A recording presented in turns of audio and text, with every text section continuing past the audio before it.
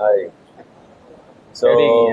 உங்களை பத்தி நீங்க கொஞ்சம் சொல்லுங்க. எந்த ஊரு, என்ன படிச்சிருக்கீங்க, நான் வந்து அப்பா அம்மா என்ன பண்றாங்க? ஆக்சுவலி தேனி டிஸ்ட்ரிக்ட்ல கோம்பைன் ஒரு கிராமம். நம்ம வந்து கேரளா பார்டருக்கு பக்கத்தில் இருக்கும், மலை அடிவாரத்துக்கு கீழே இருக்கும். ஓகே. நம்ம ஊர் வந்து கோம்பை டாக் வந்து ஃபேமஸ்.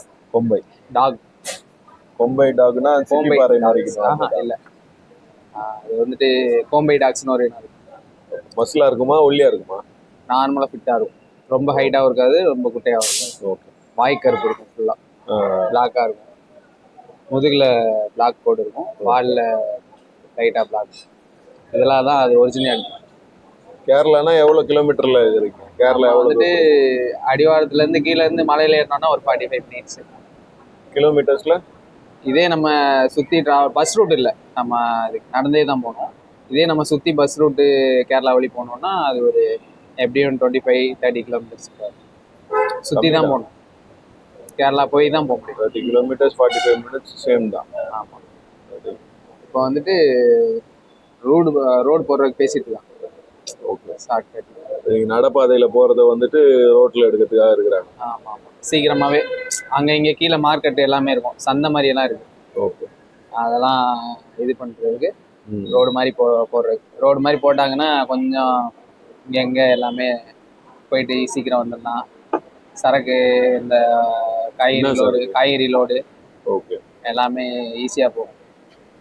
அதே மாதிரி அங்கேருந்தும் இங்கே வருவாங்க, அரிசி வாங்குற எல்லாம் வருவாங்க. நடந்து தான் வராங்க? இல்லை, இப்போதைக்கு நடந்து வராங்க. ரோடு போட்டால் இன்னும் ஈஸியாக வருவாங்க. ஓகே. அலோடு இல்லை, ஃபாரஸ்ட் ஆஃபீஸர் பார்த்தாங்கன்னா பிடிச்சிருவாங்க. தெரியாமல் எனக்கு ரொம்ப நாள் ஆசை கேரளாவுக்கு ஒரு பைக் ரைடு போகணும்னு சொல்லிட்டு. காரில் போயிருக்கிறேன், பட் ஆனால் தேனி சைட்லலாம் போகணுன்னு எனக்கு ஆசை. ஏன்னா என் கூட என்னோட கிளாஸ்மேட் ஒருத்தன் +1 படிக்கும் போதுட்டு அவன் 10th வரைக்கும் அங்கே ஹாஸ்டலில் படிச்சிருக்கான். தேனி பக்கத்தில் ஏதோ ஒரு போர்டிங் ஸ்கூலில். அவன் என் கூட +1 வந்து படிச்சுட்டு ஒரு 2 months கூட அவனால் இங்கே சிட்டியில் இருக்க முடியுது. அவன் என்னாலே இருக்க முடியல. திருப்பி டிசி வாங்கிட்டு போயிட்டான். நான் படித்தேன், அங்கே தான் படிப்பேன், இல்லைன்னா படிக்க மாட்டேன்னு சொல்லிட்டு அங்கே போயிட்டான். அந்த கிளைமேட்டுக்கும் இங்கேயும் செட் ஆகுது. அதாவது நைட்டு அவங்க எல்லாரும் தூங்கினா பிறகு யானை கத்துற சத்தம்லாம் கேட்குமா. அப்போ ஃபாரஸ்ட் ஒட்டி இருந்துருப்பாரு, வேற சவுண்டே எதுவுமே வராது. 5 மணி 6 மணிக்கு மேலே ஃபுல் சைலண்ட் ஆகிடும். வண்டி கிண்டி எதுவுமே இருக்காது. எல்லாமே ஹாஸ்டல் பசங்க தான். நாங்கள் ஃபஸ்ட்டு நீங்கள் தேனிக்குள்ளே என்ட்ரு ஆகிட்டிங்கன்னா போடிமெட்டு போகலாம். அங்கேயே பக்கத்துலேயே குரங்கணின்னு ஒரு ஃபாரஸ்ட்டு மலைப்பகுதி மாதிரி, அங்கேயும் போகலாம். நெக்ஸ்ட்டு அப்படியே போடிமெட்டு ஊறி போனீங்கன்னா மூணார் போயிடலாம். மூணாறு அங்கே போயிடலாம். அப்படியே இந்த சைடு அப்படியே வரீங்க அப்படின்னா நீங்கள் ராமக்கல் மெட்டு, அங்கே குறவன் குரத்தி சிலைன்னு ஒன்று இருக்கும், சிலை மாதிரி இருக்கும். ஃபேமஸான ஏரியா. ஆசியாவிலே அதிகமாக காற்று வீசுகிற இடம் தான். ஆசியாவிலே அதிகமாக காற்று வீசுகிற இடம். யாரு அந்த ராமர்? குறவன் குரத்தி சிலைன்னு மேலே இருக்குது. அது கேரளாவில் இருக்குது. நம்ம மலைக்கு மேலே, நாங்கள் இருக்க அடிவார மலை இருக்குது ஒரு மலை. அந்த மலைக்கு மேலே தான் அது இருக்குது. ராமர்கல்லுன்னு ஒரு ராமக்கல் மேடு. ராமக்கல் மேடா தான். அங்கதான் சொல்றீங்களா? அது வந்து நம்ம ஊருக்கு மேலே தான் இருக்குது, அந்த மலைக்கு மேலே தான் இருக்குது. இங்கேருந்து பார்த்தா அது தெரியும், கீழே இருந்து பார்த்தா அது தெரியும். ராமக்கல் மேட்ல தான் லியோனோ டிகாப்ரியோ டைட்டானிக் ஹீரோ விசிட் பண்ணிட்டு சொல்லிட்டாங்க. அங்கதான் நிறைய ஆக்சிஜன் இருக்குது. ஆமா, நல்லா இருக்கும். அப்படியே இந்த சைடு வந்தீங்கன்னா, கீழே இறங்கி வந்தீங்கன்னா தேக்கடி கேரளா இல்ல? ஆமா, தேக்கடி கேரளா. ஓகே. நெக்ஸ்ட் அப்படியே போனீங்கன்னா வாகமண்ணு, பருந்துப்பாறை, ஓகே, நிறைய இடம் இருக்கு. அப்படியே கீழே வந்தீங்கன்னா மேகமலை, சுருளி ஃபால்ஸ். தேனிக்கெல்லாம் வந்தா ஒரு 3 நாள். நீங்க ஒரு 1 வீக் இருக்கிற மாதிரி சொல்லுங்க, நான் பிளான் பண்ணி வரேன். 1 வீக்ல இருந்தா நல்லா சுத்தி பார்க்கலாம். இல்ல, நீங்க அங்க இருந்தா தான் நாம அப்படியே பைக்ல வந்துட்டு நான் சொல்றேன், வர முடியும். பிளான் பண்ணுவோம். ஏதாவது பிளான் இருந்தா சொல்லுங்க. ஆனா பைக் இருந்துச்சா நல்லா இருக்கும். எல்லா இடத்துக்குமே போயிடலாம், அட்வென்ச்சர் மாதிரியே போகலாம். ஃபால்ஸ் எல்லாம் எக்கச்சக்க ஃபால்ஸ் இருக்கு. டேமும் அதே மாதிரி நிறைய டேம் ஃபுல்லா டேம் தான். அப்போ தேக்கடியில எல்லாம் போயிட்டீங்கன்னா ஃபுல்லா அந்த போட்டிங் போகும்போதே அனிமல்ஸ் நிறையா பார்க்கலாம். ஓகே. அப்புறம் இன்னொன்று கெவின்னு ஒரு ஃபாரஸ்ட் இருக்கு, அதில் பழங்குடியினர்லாம் இன்னும் இருக்காங்க. அதில் வந்து 2 பஸ் தான், கவர்மெண்ட் பஸ், கேரளா பஸ். காலையில் 5:30 ஒரு பஸ்ஸு, அதை விட்டால் நைட்டு தான் ஒரு பஸ்ஸு. அந்த பஸ்ஸில் போகும்போதே நீங்கள் அனிமல்ஸ் நிறையா பார்க்கலாம். அவங்க வாழ்க்கை வரலாறு எல்லாமே நல்லாயிருக்கும். பழங்குடியினர் எப்படி இருப்பாங்க அதே மாதிரி அங்கே அந்த ஃபாரஸ்ட்டில் இருக்காங்க இப்பயுமே. அது ஒரு அட்வென்ச்சர் மாதிரி இருக்கும். சூப்பர். அந்த இடத்துக்கு போனால் நல்லா இருக்கும். குமுளிலேருந்து வண்டிப்பெரியார் போகிற கடையில் இருக்காங்க கெவின் ஃபுல்லாக. நீங்க உங்களோட ஃபிட்னஸ் ஜேர்னியை பத்தி சொல்லுங்க. எப்படி ஃபிட்னஸ் ஜேர்னி எப்படின்னா, நான் வந்து கான்ஷியஸா +1 +2 அக்ரிகல்ச்சர் தான் முடித்தேன். நெக்ஸ்ட் வந்துட்டு +1 +2ல இப்போ அக்ரிகல்ச்சர் 10th மார்க் கம்மியாக எடுத்திருந்தேன். அப்போ வந்து எனக்கு வேற குரூப் கிடைக்காத பட்சத்தில் தான் நான் அக்ரிகல்ச்சர் போனேன். பிடிச்சலாம் போயிட்டு அப்புறம் முடிச்ச பிறகு நான் பிஎஸ்சி அக்ரி ட்ரை பண்ணேன். ஓகே. அப்போ அதுவுமே கிடைக்கல, கட் ஆஃப் இல்லை. நானும் நிறையா காலேஜ் ட்ரை பண்ணேன், கிடைக்கல. அப்புறம் சத்தியமங்கலம்ன்ற ஒரு இடத்துல diploma agriculture technology. Sathyamangalam Coimbatore தான். சத்தியமங்கலம், ஆமாம், ஈரோடு டிஸ்ட்ரிக்ட் தான். ஆமாம். அங்கே போயிட்டு 2 வருஷம் படித்தேன். எதுக்கு படிச்சேனே தெரியல, சும்மா படிச்சுட்டு வந்தேன். டிகிரி வராது டிப்ளமோவில். டிப்ளமோ முடிச்சுட்டு அடுத்து பிஏ அக்ரி வைக்க சொன்னேன். அப்போ அந்த கொரோனா டைம் எல்லாம் பஞ்சத்தில் இருந்தாங்க. நம்ம வீட்லேயும் படிச்சதுக்கு வேலைக்கு போடா அப்படின்ட்டாங்க. நானும் அப்புறம் 2 வருஷமா கொரோனாவில் ஃபுல்லாக வெளியே எங்கேயும் இல்லை. 1 வருஷம் ஃபுல்லாக வீட்லேயே தான் இருந்தேன். நெக்ஸ்ட்டு வேலைக்கு பண்ணாரி எந்த காலேஜில் படிச்சீங்க? இல்லை, அது வேற. Sathyamangalam Gandhi polytechnic college. Gandhi polytechnic college, arts and science 2 காலேஜுமே இருக்கு. முடிச்சுட்டு நாங்கள் அந்த கோயிலுக்குலாம் போவோம். நல்லா இருக்கும். ஒரு 5 வருஷத்துக்கு ஒரு வாட்டி போவோம். அது இல்லாமல் நான் 2022 டிசம்பரில் மடக்கேரி போயிருந்தேன், கர்நாடகாவில். ஸோ மடக்கேரியில் ரிட்டர்ன் வரும்போது மைசூர், சத்தியமங்கலம், கோயம்புத்தூர், ஈரோடு, சேலம், அப்படியே சென்னை வந்தேன். அதுவும் ஃபாரஸ்ட் ஏரியா தான் சத்தியமங்கலம். புலிகள், யானை எல்லாம் 7 மணிக்கு முன்னாடி 7 மணிக்கு மேலே போனாக்கா அனுப்ப மாட்டேன்னு சொல்லிட்டு நான் காலையில் தான் கிளம்புனேன். ஏர்லி மார்னிங் கிளம்பி போனேன். நான் முடிச்சுட்டு 1 வருஷம் வீட்டில் தான் இருந்தேன். சும்மா வீட்டில் பசங்களோட ஜாலியாக டூர் சுற்றிட்டு ஜாலியாக இருந்தேன். அப்புறம் வேலைக்குன்னு ட்ரை பண்ணும்போது லோக்கல்லே எல்லாம் விசாரிச்சேன். அந்த வேலை இருக்கா, அந்த வேலை இருக்கா. ஜிம்மில் வேகன்சி இருந்துச்சு. ஓகே. ஜிம்லனா எப்படின்னா அட்மின் வேலை. எங்கள் ஊர்லேயே எங்கள் வீட்டு பக்கத்துலேயே தான் ஒரு ஜிம்மு, பாலாபாடி ஃபிட்னஸ் இருக்கு. அங்கே அட்மின் வேலையாக கிடச்சிச்சு. அதை ஒரு 2 இயர்ஸ் பண்ணிகிட்டே இருந்தேன். அட்மின் பார்த்துக்கிட்டேவும் அப்படியே ஒர்க் அவுட் போடுறேன்.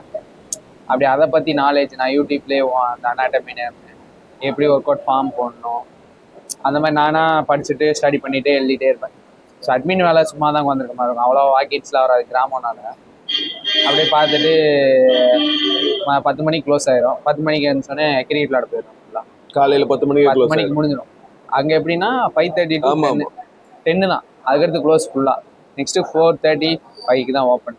இப்போ அது வரைக்கும் நான் என்ன பண்ணுவேன், கிரிக்கெட் விளாட போவேன். ஜாலியாக 2 வருஷம் போனதே தெரில.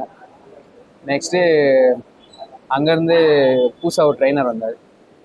அவர் வந்து என்ன சொன்னார்னா, இப்படி இங்கேயே இருந்தால் உன்னால் மேலே போக முடியாது, ட்ரெயினராக இருக்க முடியாது, நீ நெக்ஸ்ட்டு கற்றுக்கணும் அப்படின்ட்டு திருநெல்வேலியில் ஒரு வேகன்சி இருந்துச்சு. அவர் மொபைலில் பார்த்தாரு. அவர் என்னை அங்கே கூப்பிட்டு போகிறாரு. நான் இங்கே சடனாக நிற்கிறேன். இது இப்படி நான் ஜிம்மை விட்டு நிற்கிறேன்னு சொல்ல, இப்படி ஒரு வேலை கிடச்சிருக்கு, இன்டர்வியூ அட்டன் பண்ண போகிறேன் அப்படின்னு சொல்லிட்டு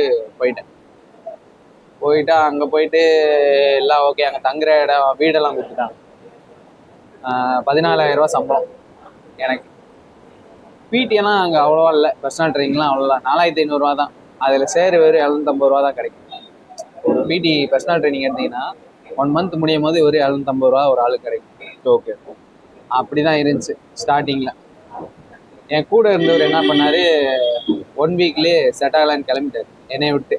எனக்கு அது புதுசு. உங்க கூட வந்தவர்? ஆமாம். நான் அப்போ தான் பர்சனல் ஜென்ரல் ட்ரைனிங்கே பார்க்குறேன். ஓகே. அது எனக்கு புதுசு.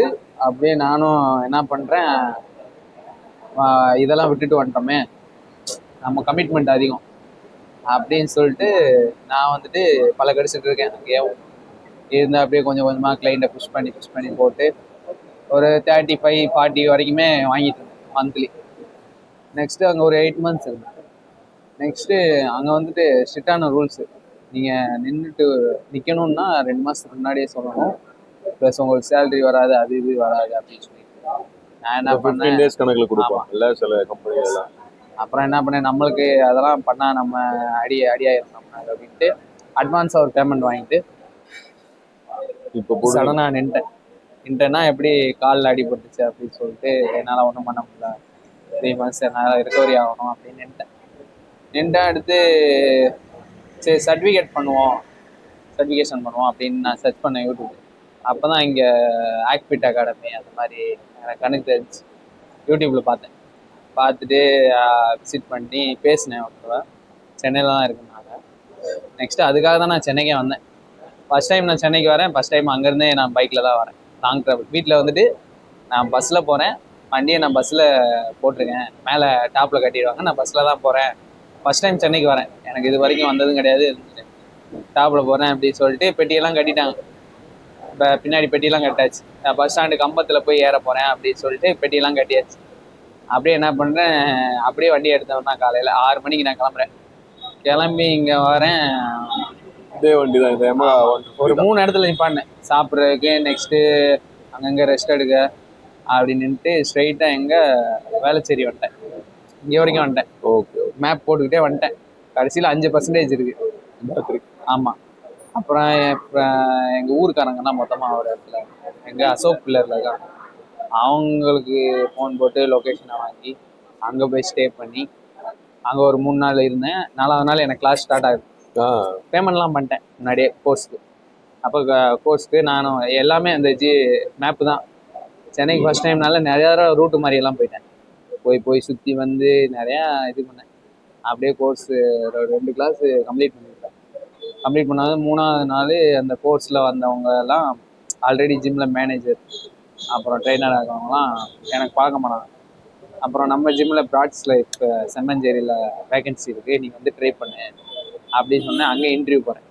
அங்கே இன்டர்வியூ போனோடனேவும் அங்கே எடுத்துக்கிட்டாங்க. எனக்கு 18,000 சேலரி, பிடி ஷேரு 80% அப்படிலாம் சொல்லிட்டு 18%. பிடி ஆனால் அமௌண்ட் அதிகம், 15,000 18,000 தான். 80% 18,000 சேலரி. நான் வந்து ஆஃப்டர்நூன் ஷிஃப்ட் 1 to 10 அந்த ஷிஃப்டில் ஜாயின் பண்ணேன். அப்போ நான் அசோக் பில்லர்லேருந்து டெய்லி செம்மஞ்சேரிக்கு ஒரு 27-28 கிலோமீட்டர் இருக்கும். பைக்லேயே டெய்லி மதியம் அந்த வெயிலில் வருவேன். வெயிலில் வந்துட்டு 10 மணிக்கு முடிச்ச பிறகு நான் வீட்டுக்கு போய் சேரதுக்கு 11:30 ஆகும். ஒரு 50 நாள் அப்படியே போயிட்டு வரமா இருக்கேன். எனக்கு வந்துட்டு இந்த பெட்ரோல் காசுக்கும் சாப்பாடுக்குமே இந்த சேலரி எல்லாமே சரியாக போயிடும். யோசிச்சேன் நிறையா. என்னையுமே நானும் அங்கேருந்து பிடியுமே அவ்வளோ வரல, ரொம்ப காஸ்ட்லியானு வச்சுருந்தேன். பேக்கேஜ்லாம் அதிகம், பிடியும் அவ்வளோவா என்னால் இது பண்ண முடியல, புஷ் பண்ண முடியல. ஃபுல்லாமே ரிச்சு கிளைண்டாக வராங்க. அப்படின்ற போது நான் வந்துட்டு இதெல்லாம் வேலைக்கு ஆகாது அப்படின்னு சொல்லிட்டு நியூ இயருக்கு 3 நாள் கரெக்டாக போன வருஷம் நியூ இயருக்கு 12 மணி, நியூ இயரு 12 மணிக்கு பெட்டுப்படிக்கையெல்லாம் எடுத்துகிட்டு கிளம்புறேன். ஆனால் அதுக்கு முன்னாடி என்ன பண்ணேன்னா, பிரேக் ஷிஃப்ட் காலையில் சும்மா தானே இருக்கேன் அப்படின்ட்டு நான் இங்கே சோழிங்கநல்லூர் ஹையான் ஃபிட்னஸ்க்கு 4 மணி நேரம் 5 மணி நேரம் டியூட்டிக்கு மார்னிங் 5:30 to 10:30 வரைக்கும் டியூட்டிக்கு வந்தேன். அது தெரிஞ்சு பிரச்சனை பண்ணாங்க அந்த ஜிம்மில். அப்போ ஒத்துக்கலை, இப்படிலாம் நீங்கள் 2 ஜிம்முக்கு போகக்கூடாது, வைக்கக்கூடாது, என்ன கமிட்மெண்ட்ஸ் அதிகமாக இருக்குது, என்னால் முடியலை, நான் 2 ஜிம் போகிறேன் அப்படி இப்படின்னு நிறையா சொன்னேன். அப்புறம் அக்ரிமெண்ட்லாம் சைன் வாங்கினாங்க. நீ அங்கே போகக்கூடாது, இங்கே தான் வேலை பார்க்கணும், உனக்கு சேலரி வேணால் இன்க்ரீஸ் பண்ணி தரோம், 20 ரூபா தரோம் அப்படி இப்படின்னா. நான் ஹையானில் போகும்போது கிளைண்ட்ஸ்லாம் நிறையா இருந்தாங்க. நான் வந்து பார்த்தாலே தெரியுது இங்கே நிறையா பிடி புஷ் பண்ணலாம், நிறையா கிளைண்ட்ஸு கான்டாக்ட் கிடைக்கும் அப்படின்ட்டு நான் இங்கே வந்து ஒரு 10 நாள் வேலை பார்த்துருப்பேன். நெக்ஸ்ட்டு சடனாக அங்கே நின்றுட்டேன், செம்மஞ்சேரியில் நின்றுட்டேன். 12 நியூ இயர் அன்னைக்கு 12 மணிக்கு பெட்டியை தூக்கிட்டு இந்த ஜிம்முக்கு வந்தேன். இங்கே வந்தோடனே அவர் என்ன சொல்லிட்டாரு, மார்னிங் ஃபுல் ஷிஃப்ட் பார்த்துக்கோங்க, ஈவினிங்கும் 4 hours பார்த்துக்கோங்க. அப்போ ட்ரெயினர்ஸ் அவ்வளோவா இல்லை, இப்போதான் ஓப்பன் பண்ணியிருக்காங்க. அப்போ வந்துட்டு தங்குற இடம் நீங்களே தங்கிக்கலாம், உனக்கு 23,000 ரூபா சம்பளம். Very good. Morning and evening 12 hours duty, 23,000 ரூபா சேலரி, இங்கேயே தங்கிக்கோ அப்படின்னு சொல்லிட்டு பார்த்துட்டு இருந்தேன். நல்லா அப்படியே போயிட்டே இருந்துச்சு. அப்படியே நானும் பர்சனல் ட்ரைனிங் எல்லாமே நிறையா எடுத்தேன். கிளைண்ட்டுமே அதுக்கேற்ற மாதிரி ட்ரான்ஸ்ஃபர்மேஷன்லாம் நிறையா கொடுத்தேன். அதை பார்த்து நிறையா பிடி புஷ் ஆச்சு. இப்போ ஒரு 15-16 பிடி பர்சனல் ட்ரைனிங் கிட்ட வச்சுருக்கேன். அப்படியே போயிட்டுருக்கு. இப்போ இடையில மேரேஜ் ஆகிடுச்சு 2 weeks முன்னாடி. இதில் சேவிங்ஸ் வச்ச காசை அப்படியே நான் வச்சு மேரேஜ் பண்ணிட்டு இப்போ என்னால் 2 ஷிஃப்ட்டும் பார்த்தா என் ஒய்ஃப் கூட டைம் ஸ்பெண்ட் பண்ண முடியாதுன்ட்டு ஒரு ஷிஃப்ட்டு மட்டும் பார்க்குற மாதிரி சொல்லியிருக்கேன். நெக்ஸ்ட் நியூ இயர்லேருந்து 2026 அது வரைக்கும் 12 ஹவர்ஸ் டியூட்டி பார்க்குறேன்னு சொல்லியிருக்கேன். அப்படியே போயிட்டுருக்கு. இங்கே வீடு ஒன்று பார்த்துருக்கேன்னா அதுவும் கொஞ்சம் லெங்க்த்தாக. இங்கே சோழிங்கநல்லூரில் ரெண்ட் அதிகம். 1 பிஹெச்கேவும் 15,000 வாடகை, 50,000 அட்வான்ஸ் அந்த மாதிரி நான் சொல்லுவேன். அதனால் நான் வந்துட்டு கொஞ்சம் உள்ளே தள்ளி போயிட்டு பார்த்தேன். கிளைண்ட் மூலமாக போய் பார்த்தேன். அங்கே ஒரு 2 பிஹெச்கே வீடு, நல்ல வீடு கிடச்சிச்சு. அப்புறம் அதை ஓகே பண்ணியிருக்கேன். பேலன்ஸ் 20,000 கொடுத்துருக்கேன். அட்வான்ஸ் 40,000, 20,000 அட்வான்ஸ் கொடுத்துருக்கேன். இன்னும் 20,000 கொடுக்கணும். இந்த வியாழக்கிழமை வந்துட்டு நான் வீட்டில் போயிட்டு என் ஒய்ஃபையும் அம்மா அப்பாவும் கூப்பிட போகிறேன். ஓகே, இன்னைக்கு தான் டிக்கெட் புக் பண்ணேன். Super super. போயிட்டு கூப்பிட்டு சண்டே வந்து நல்ல நாள் இருந்தாங்க. சரி அன்னைக்கு பால் காய்ச்சிடலாம். அப்பா வராரா? ஆமாம், அப்பா அம்மா பால் காய்ச்சிடலாம், அன்னைக்கே பால் காய்ச்சிடலாம் அப்படின்னு அப்படியே போயிட்டு இருக்கு. சரி, all the best. Thanks for sharing.